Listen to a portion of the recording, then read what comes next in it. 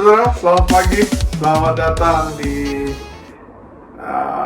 ibadah ICC hari ini, hari Minggu, tanggal 25 Maret 2020. Hari ini kita lakukan secara berbeda, secara online. Saya pertama-tama mau ngucapin terima kasih buat semua Bapak Ibu Saudara jemaat yang terima kasih buat pengertian Bapak Ibu semua bahwa dalam kondisi hari-hari ini kita harus untuk mendukung satu dengan yang lain, mendukung apa yang pemerintah sudah putuskan untuk bisa meredam penyebaran COVID-19, dan kami mendukung sepenuhnya. Kita percaya bahwa sebagai anak-anak Tuhan, Tuhan selalu menyertai, Tuhan selalu ada dalam kehidupan kita, Dia tidak pernah meninggalkan kita. Tapi di satu sisi Tuhan juga memberikan kita hikmat, kebijaksanaan bahwa kita juga harus bisa menggunakan akal budi kita untuk bisa bergerak, untuk tetap melakukan hal-hal yang mungkin bisa membantu membuat keadaan jauh lebih baik. Dan untuk itulah saya dan Pastor Irfan dengan advice dan dukungan dari Bapak Gembala Pastor Ahyong juga kami akan memutuskan untuk meniadakan seluruh pertemuan kita di ICC selama 2 minggu ke depan, baik pada hari Minggu ICC Kids maupun POD. Saya pikir kita akan ubah ini sementara menjadi online seperti ini. Di POD juga sudah melakukan diskusi hangat lewat WhatsApp group dan lain sebagainya. Dan saya percaya intinya adalah kita tetap bisa beribadah bersama. Saya pikir hari-hari ini marilah kita dengan positif kita gunakan waktu-waktu ini untuk membangun mesbah keluarga di rumah Bapak Ibu semua masing-masing, dengan keluarga, dengan teman-teman dekat, kakak adik dan lain sebagainya. Ya memang kalau ibadah kita saling bertemu mungkin itu membawa aura yang berbeda, kita bisa saling tatap muka dan lain sebagainya. Tapi kalau keadaannya tidak memungkinkan dan kita lakukan terpaksa di rumah, itu pun juga tidak apa-apa, karena pada intinya Tuhan selalu ada. Ya, kita percaya mesbah keluarga di tempat Bapak Ibu Saudara juga Tuhan selalu beserta, dan saya pikir esensinya adalah lebih kepada kita tetap percaya bahwa Tuhan Yesus selalu ada dalam keadaan apapun, termasuk hari-hari yang susah ini. Jadi terima kasih sekali lagi buat pengertiannya. Saya mungkin tahu ada beberapa Bapak Ibu juga belum terbiasa mengikuti ibadah dengan online seperti ini, tapi percayalah, apapun yang kita lakukan, Tuhan selalu berkenan, dan yang penting kita lakukan semuanya untuk kemuliaan nama Tuhan. Amin. Baik, hari ini saya mau share sedikit dari buat ibadah hari Minggu ini. Saya usahakan untuk tidak terlalu lama supaya Bapak Ibu juga tidak melihat handphone atau TV saudara terlalu lama, tapi lebih kepada apa yang mau Tuhan sampaikan dan ingatkan kepada saya, yang juga ingin saya sampaikan kepada Bapak Ibu semua di tengah dengan kondisi yang sedang semuanya mengalami banyak ketakutan, banyak kekhawatiran mengenai apa yang kita sedang alami COVID-19 ini. Saya tahu begitu banyak orang yang mulai kehilangan pengharapan, tapi justru itulah yang harusnya kita sama-sama jaga, karena pengharapan adalah sesuatu yang paling penting yang harus kita punya di hari-hari ini, terutama di dalam kondisi ini. Karena kita semua percaya bahwa mujizat hanya akan terjadi sejauh mana pengharapan yang kita punya gitu. Jadi saya pikir begitu banyak orang yang mungkin saat ini sudah kehilangan hopeless.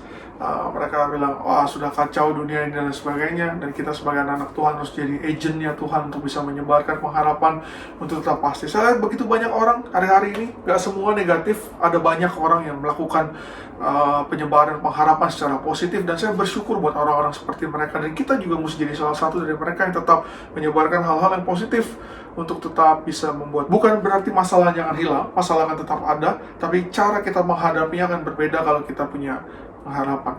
Bapak Ibu, di Alkitab, kalau Bapak Ibu ingat, ada sebuah cerita mengenai wanita yang mengalami pendarahan.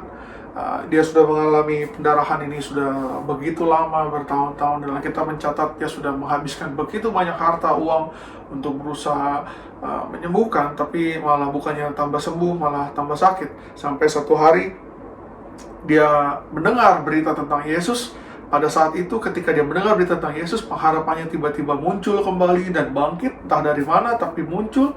Dan sampai dia, Alkitab mencatat, dia berkata, asalku jamah jubahnya saja, aku pasti sembuh. Dan Bapak Ibu tentu tahu akhir ceritanya dia sembuh.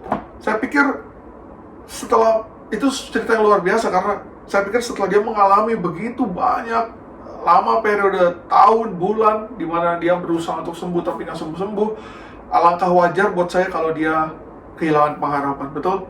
Ya kan, kita mungkin juga bisa mengalami hal yang sama, yang kemudian kita sudah berdoa untuk satu hal, tapi bertahun-tahun, berpuluh-puluh tahun kita nggak dapat jawabannya, kita bisa kehilangan pengharapan. Ya udahlah Tuhan nggak ada, atau ya udahlah Tuhan terserah dan lain sebagainya. Tapi wanita ini berbeda. Dia pada saat di akhir ujung ceritanya pengharapan muncul, sehingga itu menggerakkan dia untuk punya iman bahwa asalku jamah jubahnya aja aku pasti sembuh. Dan terjadilah seperti demikian. Dan ada juga cerita mengenai orang yang sudah sakit 38 tahun, yang sudah lumpuh, ya kan, yang sudah nggak bisa jalan. Dan saya yakin banget selama 38 tahun dia banyak dikecewakan oleh berbagai macam orang yang sudah mungkin, oh kamu pasti sembuh kalau pakai ini, oh kalau kamu pasti begini sembuh kalau kamu pakai, oh dan lain sebagainya. Bayangin 38 tahun. Tapi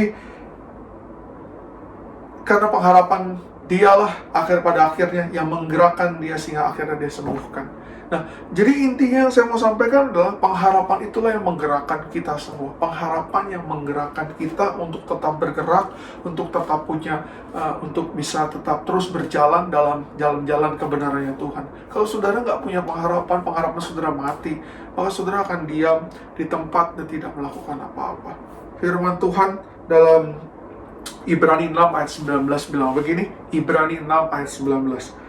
Pengharapan itu adalah sauh yang kuat dan aman bagi jiwa kita yang telah dilabuhkan sampai ke belakang tabir. Pengharapan itu adalah sauh yang kuat dan aman bagi jiwa kita. Pengharapan itu seperti jangkar yang kuat dan aman. Saudara tahu jangkar yang ada di perahu itu, yang sangat kuat, yang bisa menahan laju kapal untuk tidak lari ke sana, lari ke sini. Kalau kita punya jangkar, kita punya pengharapan. Ada angin dari manapun, ada berita dari manapun, ada ucapan, ada apapun itu dari manapun, kita tetap, ya wajar sebagai manusia kita sedikit khawatir, kita sedikit worry, sedikit kepikiran, sedikit takut. Tapi selama pengharapan itu ada, kita tidak akan menjadi sangat patah dan tidak benar-benar jatuh dalam kehilangan pengharapan sama sekali. Kita tetap beriman bahwa ini akan lewat, ini semua akan berlalu, ini semua akan berjalan dengan baik, dan kita akan tetap bisa melakukan aktivitas kita. Saudara, orang-orang yang kehilangan pengharapan cenderung sudah menyerah, desperate, sudah tidak mau melakukan apapun, dia sudah pasrah, ya begini-begini saja, dan itu justru makin dalam tanda kutip membunuh kehidupan dia. Karena kalau kehidupan kita tetap harus berjalan, kita harus tetap berjalan dalam keadaan apapun. Nah, karena itu Bapak Ibu Saudara, buat saya, advice saya yang dirimain Tuhan hari ini adalah perhatikan dengan seksama apa yang saudara dengar hari-hari ini. Karena firman Tuhan mencatat iman itu datang dari pendengaran akan firman Tuhan. Karena imanlah yang membuat pengharapan saudara tetap ada. Betul? Iman itu, orang gini, ada orang yang bisa punya iman tapi dia tidak bisa berbuat apa-apa. Bilangnya beriman tapi dia tidak bisa berbuat apa-apa. Dan saya pikir masalah iman itu ditentukan dari apa yang dia dengar. Karena firman Tuhan bilang iman itu harusnya muncul akan pendengaran firman Tuhan, semua kebaikannya Tuhan, semua kebajikannya Tuhan. Nah, kalau terus kemudian hari-hari ini apa yang saudara dengar berkebalikannya, maka itu bisa mempengaruhi seberapa kuat iman saudara. Seberapa iman saudara bisa membuat pengharapan Bapak Ibu tetap ada dan bisa membuat saudara tetap bergerak dalam kehidupan. Saya selalu cerita ibaratkan iman tuh kayak, saya suka ilustrasi ini dari dulu gitu ya. Iman tuh seperti saudara menang, dapat voucher, menang dapat sepeda motor misalnya gitu ya.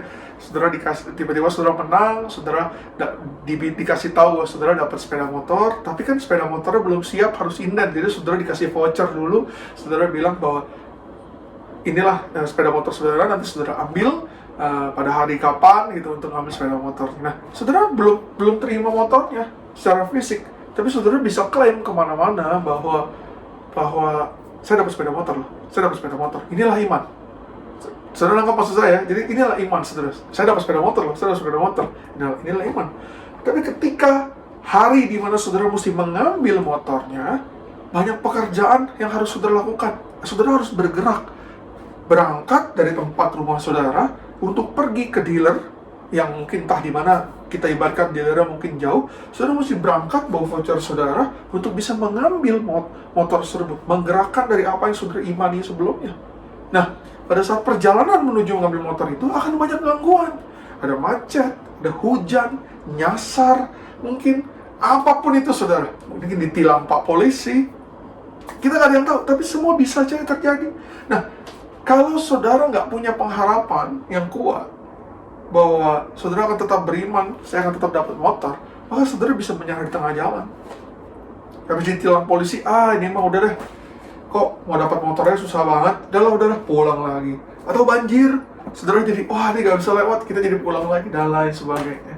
Nah, itulah yang saya maksud dengan bahwa saudara harus tetap bergerak. Bisa jadi saudara punya iman, tapi saudara tidak bergerak atau menyerah di tengah jalan. Nah, itulah yang membuat pengharapan saudara menjadi kecil dan menjadi oleng. Orang yang pengharapannya sama sumber paling utamanya, yaitu adalah Tuhan Yesus, harusnya dia nggak gampang menyerah. Kalau saudara percaya bahwa segala sesuatu ini semua atas kontrol yang di atas, saudara menaruh pengharapan saudara sama yang di atas, saudara harusnya nggak gampang menyerah. Bukan berarti saudara nggak pernah takut. Saudara bisa takut, saudara bisa sedih, saudara mungkin bisa nangis, saudara mungkin bisa ngerasa mau nyerah. Tapi di satu titik, saudara bisa turning the point, saudara tetap percaya bahwa ini semua izin Tuhan, dan Tuhan selalu berperkara. Sehingga itu yang saya bilang tadi, kalau saudara taruh sumber pengharapan saudara sama yang di atas, bukan sama manusia, bukan sama orang, bukan sama alat, bukan sama apapun itu, bukan sama segala macamnya, saudara akan gak gampang menyerah. Saudara akan tetap mau melakukan usaha dan lain sebagainya untuk tetap bisa bertahan. Karena sekali lagi, Bapak Ibu, yang membuat kita bergerak itu adalah pengharapan. Yang membuat kita tetap berjalan itu adalah pengharapan. Kalau pengharapan hilang, kita akan berhenti bergerak. Kalau hidup kita sudah tidak bergerak, maka kita bisa jadi kehilangan semua pengharapan. Nah, jadi itulah sebabnya, makanya apa yang saudara terima, apa yang saudara baca, apa yang saudara dengar, itu menentukan. Itu menentukan apakah memperkuat iman dan pengharapan saudara. Hari-hari ini, di zaman yang semua informasi serba menyebar dengan cepatnya tanpa bisa terfilter atau terkontrol, saudara nggak bisa cegah itu. Saya kasih tahu, nggak ada yang bisa mencegah. Saudara nggak bisa bilang, stop, jangan sebar hoax, stop, jangan sebar ketakutan. Nggak bisa. Yang saudara bisa lakukan adalah mengontrol diri sendiri, kontrol diri saudara untuk bisa menentukan apakah saya perlu menerima, apakah saya perlu membaca, apakah saya perlu mendengar informasi-informasi. Hari-hari ini kita nggak pernah kekurangan informasi. Bukan kayak zaman saya dulu. Zaman saya dulu, informasi waktu masih SD susah sekali. Saya mau cari apapun, mesti cari dari buku, dari RUPL, buku pintar, dan lain sebagainya. Tapi hari-hari ini dengan cepat saudara bisa dapat informasi. Tapi masalahnya bukan di informasinya. Masalahnya bukan mendapatkan informasinya. Masalahnya adalah bagaimana kita tahu informasi yang benar, mana yang salah, mana. Itu yang lebih susah, saudara, akhir-akhir ini. Dan dalam keadaan seperti sekarang, misalnya contohnya kita sedang mengalami pandemi COVID-19, begitu banyak informasi, cerita yang saudara dengar yang mungkin belum tentu benar. Ada yang benar, ada yang enggak. Jadi saudara akhirnya bingung mana yang benar, mana yang enggak. Dan itu akan mempengaruhi iman dan pengharapan saudara. Saudara, saya percaya gini, sama dengan kebaikan menular. Kebaikan itu menular. Saya pernah ceritakan sama saudara, kalau saudara senyum aja sama setiap orang, kenal nggak kenal, maka orang itu bisa jadi akan berbalik senyum sama saudara walaupun belum kenal. Karena kebaikan itu menular. Tapi ketakutan pun juga menular. Bapak Ibu ingat cerita Gideon yang waktu mengalahkan orang Midian? Dari awalnya punya orang Midian tercatat ada 300.000, sementara Gideon cuma punya pasukan yang akhirnya cuma disisakan sekitar 10.000, tapi akhirnya 10.000 bisa mengalahkan 300.000. Saudara, kalau baca detail ceritanya, itu semua bisa terjadi karena salah satunya adalah ketakutan yang menyebar di kalangan orang Midian. Dan saya pikir sama, Bapak Ibu. Jadi kalau kebaikan itu, kemurahan hati menyebar, kalau saudara ada di lingkungan yang 99% semuanya orang yang positif, saudara bisa jadi positif. Tapi sebaliknya kalau saudara juga ada yang 99% negatif, saudara bisa jadi negatif. Sekuat apapun saudara. Saudara mau, kita nih manusia yang penuh dengan kedagingan, kita akan gampang untuk jatuh gitu. Bukan untuk mencobai diri sendiri. Sehingga itu yang saya bilang bahwa di hari-hari ini Bapak Ibu mesti bisa memfilter apa yang saudara dengar, apa yang saudara terima gitu. Karena sekali lagi sama seperti pengharapan, ketakutan pun menular. Dengan siapa Bapak Ibu berteman, dengan siapa Bapak Ibu ngobrol, dengan siapa Bapak Ibu curhat, dengan siapa Bapak Ibu bergaul, itu menentukan pengharapan saudara.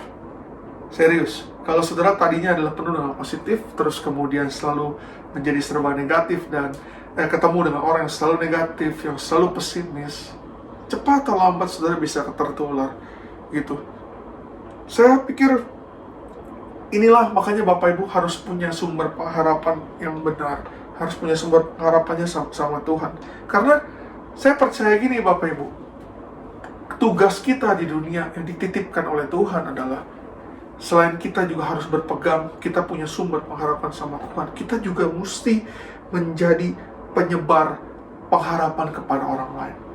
Orang-orang di sekitar kita juga mesti tetap punya pengharapan ketika dia melihat kita, melihat kehidupan kita. Bukan sebaliknya. Bukan malah ketika mereka melihat kita, mereka menjadi makin kehilangan pengharapan.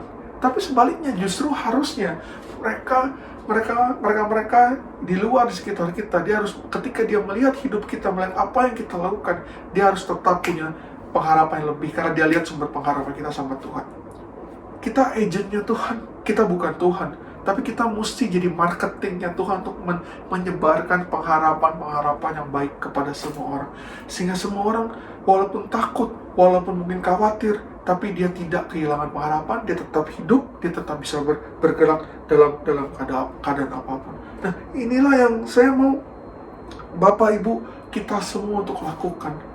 Memang nggak mudah, saya tahu sekali gitu. Setiap orang punya karakter berbeda-beda. Saya dan istri pun karakternya berbeda sama sekali gitu. Saya mungkin lebih tenang, atau istri saya lebih panikan. Tapi dalam keadaan ini kita bergandengan tangan, saling nguatin, saling ngasih tahu satu yang lain.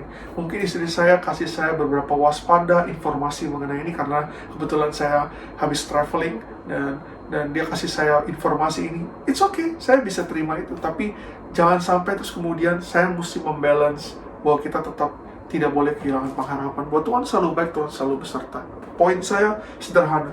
Apapun yang terjadi semua di sisi Tuhan. Kalau itu pun terjadi, itu adalah kedaulatannya Tuhan. Dan kita mungkin manusia nggak mengerti apa maksudnya, tapi saya pikir Tuhan selalu punya rencana yang terbaik dalam keadaan apapun. Nah, jadi saya nggak tahu. Jadi kebetulan hari-hari ini adalah kita bicara COVID-19. Tapi saya percaya di luar COVID-19, di antara kita pun Bapak Ibu semua sudah punya masalahnya masing-masing sendiri yang mungkin saya nggak tahu. Jadi apapun masalah Bapak Ibu Saudara, pastikan saudara tidak kehilangan pengharapan dalam Tuhan. Karena sekali lagi pengharapan itu seperti jangkar yang kuat, yang membuat kita untuk tetap steady dalam kebenaran Tuhan, dan kita terus bergerak.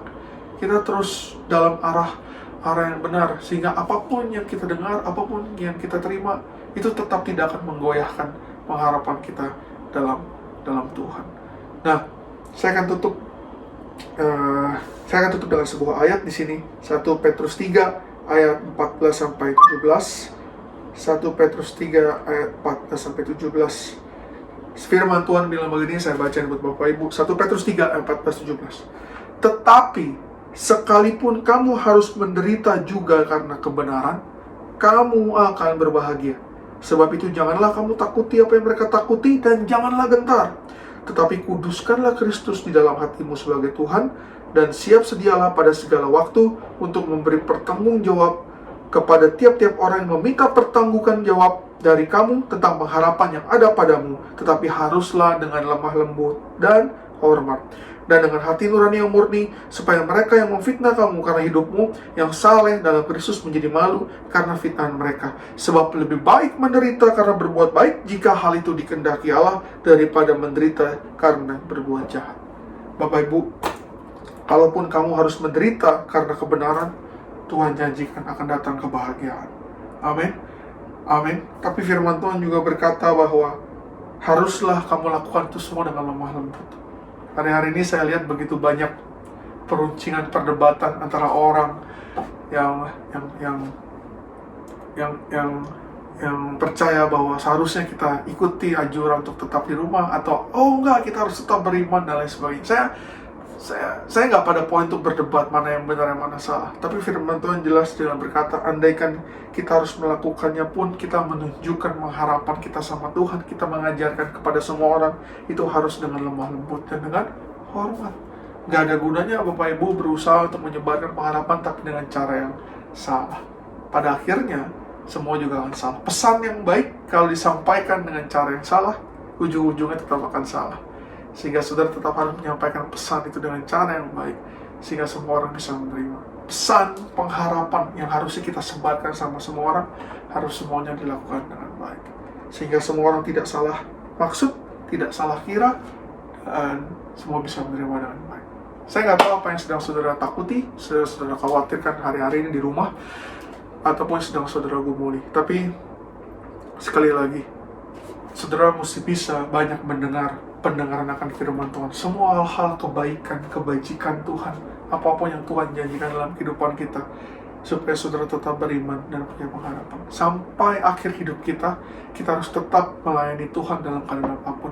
Melayani bukan bicara soal khotbah atau di atas mimbar. Melayani menyebarkan pengharapan, hal yang positif di tengah yang semuanya serba negatif, itu juga sudah melayani Tuhan. Sampai akhir hidup kita.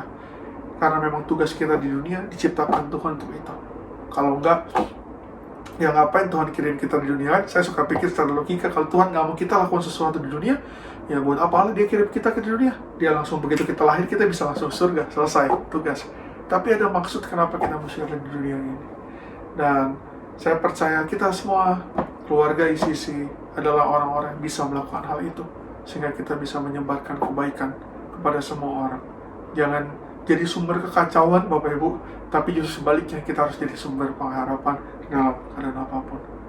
Jadi kalau saudara saat ini sedang ada di rumah, saya pikir ini waktu yang tepat kita luangkan waktu sejenak buat berdoa, saling menguatkan supaya kita bisa tetap dalam jalannya Tuhan, kita tidak lari kemana-mana, dan kita tetap punya pengharapan di dalam Tuhan. Saya mau tutup minggu ini dengan sebuah lagu yang bisa menguatkan kita sampai akhir hidup kita. Sampai akhir ku menutup mata, ku tetap setia menanti janjimu, sampai ku dapatkan mahkota kehidupanku. Ku tetap setia untuk melayanimu sampai akhir. Ku menutup mata, ku tetap setia menanti janjimu sampai ku dapatkan mahkota kehidupanku. Ku tetap setia untuk melayanimu. Ku tetap setia untuk melayanimu. Ku tetap setia untuk melayanimu. Bapak, terima kasih Tuhan, aku berdoa buat setiap jemaat yang sedang menyaksikan ibadah ini Tuhan, dimanapun mereka berada. Tuhan, beri kami kekuatan, beri kami hikmat kebijaksanaan Tuhan, untuk melalui hari-hari ini yang mungkin terasa menyakitkan, mungkin terasa menakutkan, mengkhawatirkan. Tapi kami ingin taruh sumber pengharapan kami hanya pada Tuhan saja, supaya Tuhan selalu menjaga kami. Kami tahu ini semua berlalu, Tuhan akan berikan itu kekuatan. Berkati seluruh jemaat, seluruh isi keluarga mereka. Berkati kota kami Jakarta, berkati Indonesia, berkati seluruh dunia. Buat mereka yang sedang melewati hari-hari berat ini, kami tahu Tuhan selalu beserta, dan kami akan melewatinya penuh damai dan sejahtera. Terima kasih Tuhan, terima kasih. Kami tahu Kau baik. Kami tahu Kau selalu beserta, dan kami serahkan seluruh kehidupan kami hanya ke dalam tangan-Mu saja Tuhan, karena hanya Engkau tahu yang terbaik dalam kehidupan kami. Terima kasih Bapa, di dalam nama Tuhan Yesus. Haleluya. Amin. Amin. Amin. Amin. Amin. Saudara bersukacita, amin. Saya percaya dimanapun saudara berada, walaupun mungkin ini adalah cara baru untuk beribadah, tapi saya percaya Tuhan akan selalu memberikan hikmat supaya Bapak Ibu tetap bisa dalam damai dan sejahtera melakukan kegiatan apapun. Baik, Bapak Ibu, sedikit pengumuman saja sebelum kita tutup ibadah online ini. Ada beberapa pengumuman. Yang pertama, saya harus ulang lagi untuk mengingatkan bahwa 2 minggu ke depan, minggu ini dan minggu depan, kami tiadakan semua pertemuan. Jadi kita akan lakukan secara online. Nanti Bapak Ibu bisa tetap lihat di sosial media kita di Instagram atau Facebook untuk pengumuman, ataupun nanti hotline kami juga akan segera mengontak saudara. Dan saya menghimbau Bapak Ibu untuk tetap bisa membantu pemerintah untuk menyukseskan kegiatan yang harus mereka lakukan untuk meredam penyebaran virus ini. Jadi kalau sebisa mungkin saudara tidak perlu keluar rumah, saudara tetap ada di rumah. Kalau memang saudara harus bekerja, harus ke rumah pun, lakukanlah dengan damai dan sejahtera, dan tetap percaya bahwa Tuhan akan selalu melindungi Bapak Ibu. Jadi kuncinya adalah tetap bahagia, tetap bahagia. Apapun yang saudara mau, saudara di rumah, mau saudara tetap kerja, dan saudara tetap mengucap syukur atas segala sesuatunya. Jadi, tapi kalau saudara butuh sesuatu, butuh apapun, mungkin saudara bisa kontak kita melalui LT atau melalui hotline yang ada. Jadi sebisa mungkin kalau memang kita bisa possible untuk membantu, kita pasti akan bisa membantu Bapak Ibu. Jadi jangan khawatir, kita tetap kontak-kontakan, kita tetap bisa saling berhubung satu dengan lain walaupun kita semua ada di rumah. Nah, pengumuman berikutnya adalah Bapak Ibu mungkin kemarin sudah datang di ibadah hari Minggu.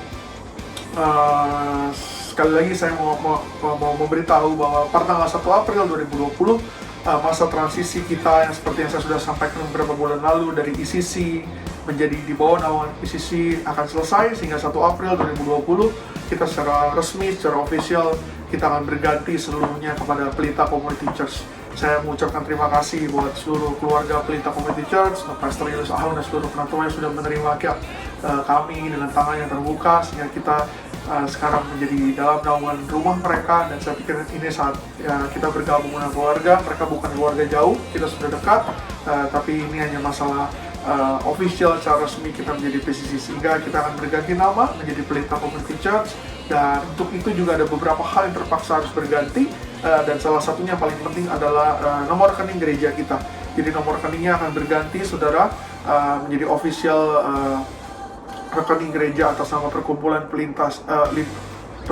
Lintas Talenta dan atau Pelita. Itu nanti nomor rekeningnya Bapak Ibu bisa catat, bisa lihat di Instagram atau Facebook, atau nanti bisa tanya ke hotline kita. Jadi buat Bapak Ibu yang biasa memberikan persembahan atau perpuluhan via transfer, jangan sampai salah bahwa rekening yang lama hanya akan berlaku sampai dengan 31 Maret, dan 1 April kita sudah menggunakan rekening yang baru. Ya, itu aja pengumuman dari saya, dan saya pikir saudara sekali lagi tetap jaga kesehatan, take care dimanapun saudara tetap berada. Sampaikan salam dari saya, keluarga, dan seluruh LT kepada keluarga Bapak Ibu semua. Semoga saudara tetap bersukacita, apapun itu, mau di rumah, mau dimanapun, tetap lakukan terbaik, dan kita tetap kontak-kontakan, dan sampai ketemu pada ibadah online minggu yang akan datang. Terima kasih, sampai ketemu, Tuhan memberkati Bapak Ibu semua, Shalom.